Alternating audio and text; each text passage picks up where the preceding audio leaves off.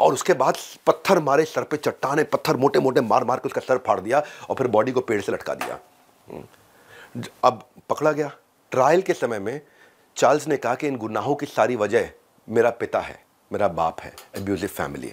Charles के charm और इस तरह के इमोशनल कमेंट को देख करके कोर्ट ने बोला भाई इसको साइकोलॉजिस्ट की ज़रूरत है। 2 साल के लिए उसको हाउस अरेस्ट में रख दिया, जेल नहीं डाला, हाउस अरेस्ट में रख दिया, एफिडेविट लिखवा लिया और उसको काउंसलिंग देने लगी।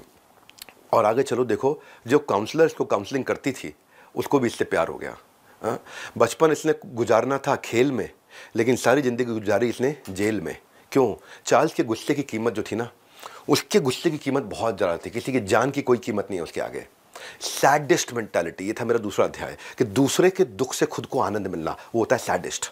वो उसकी हाइट पे था, खून करके सुकून मिलने लगा था इसको।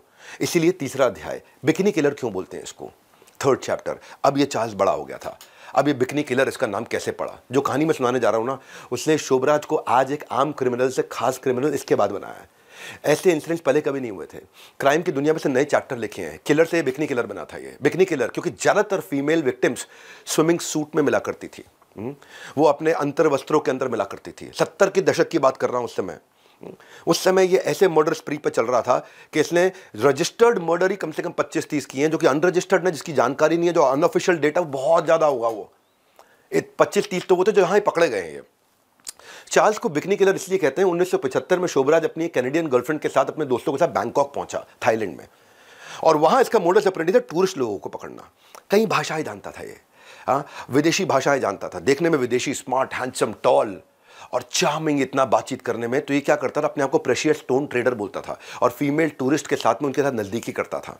और नज़दीकी के साथ इसका एक ही रूल था, रूल ये था कि भाई उनके साथ दोस्ती बनाओ और उसके बाद कुछ नशा पिला दो उन्हें, बेहोश हो जाए, बेहोश होने के बाद उसके साथ में पहले कुकर्म करो और उसके बाद उसका मर्डर कर दो। मर्डर करने के बाद उसका पासपोर्ट, उसका सामान सारा लेकर के गायब हो जाओ। वो पासपोर्ट उन दिनों ऐसे बनते थे जिस पे अपनी फ़ोटो ऊपर से चिपका दो तो आपका नया पासपोर्ट, नया नाम आ गया।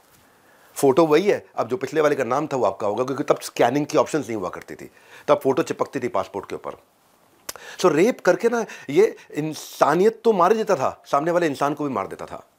इस तरह एक एक करके 6 औरतें बहुत तेज तेज कुछ ही दिनों के अंतराल में, पतेया जो वहाँ बीच है, बहुत फेमस है थाईलैंड में, उसके पास 6 औरतों की लाशें मिली, और बिल्कुल अर्धनग्न अवस्था में 6 औरतों की लाशें मिली।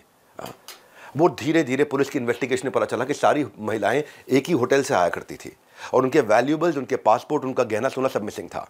आइडेंटिटी बदल के उसके बाद ये उनका पासपोर्ट लेके दूसरे देश में भागता था। तो चार्ल्स थाईलैंड में गिरफ्तार तो हो गया, उसको मौत